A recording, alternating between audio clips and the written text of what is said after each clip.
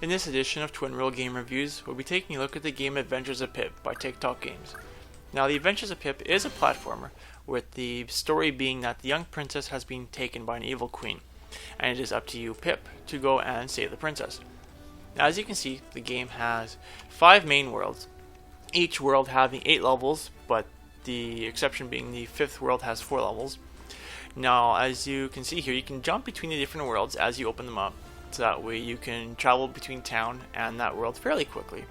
If you're playing on the TV screen, then the gamepad actually allows you to touch where you want to go on the map, and it'll bring it to the appropriate place as well.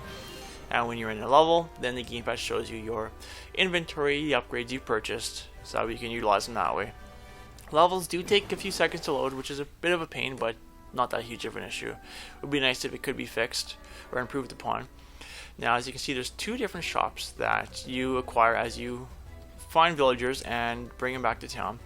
This one allows you to purchase potions to heal yourself. You have heart upgrades, you have detectors for finding treasure and villagers. There are 3 different heart upgrades, each one more expensive as you buy the last one. And there's also a blacksmith, and in the blacksmith shop you can upgrade your character's abilities, whereas you can have like a punch ability, you can take half damage, you can shoot a beam from your sword, have enemies drop double loot. So quite a few interesting upgrades. I never actually purchased any of the upgrades myself. Basically, once I was done the game, all the money I had collected was used for the 3 hard upgrades. I didn't have enough to start buying the actual hardware upgrades. And so the visuals themselves are really nice. I'm really pleased with how it looks, along with the audio, sound effects.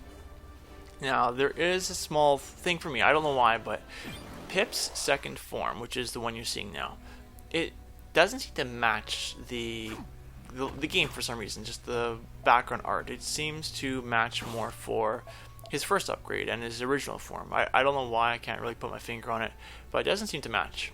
And as you can see there, he first was behind the torch, now he's in front of the torch. If you walk by, he's in front of the torch, but again, he's behind the torch. And if you jump, you can see him flicker in front of the torch for a moment as well. So there's some type of layer detection there, because if you wait long enough, he brings himself ahead of the torch. And another thing was when he was walking on the ledges there, on the slanted ledges, it looked like he was half in the air. He wasn't actually, using an animation that had him walking down the ledge. And so I would hope that would be fixed as well to make everything look a bit smoother. The transformation abilities between the different forms and the puzzles for needing that, like breaking bricks or blowing up certain walls, pretty good use. It's pretty unique and ingenious for that. I had a lot of fun being able to go through this game and utilize those abilities. The villager collecting was pretty cool as well, finding the 3 villagers per level. A few of the levels I was able to do 2 usually on the first run, and I have to go back and find that next villager on subsequent runs. Now, one thing I did notice as well is that in the game, as you can see here, this is the fastest version that you can go with.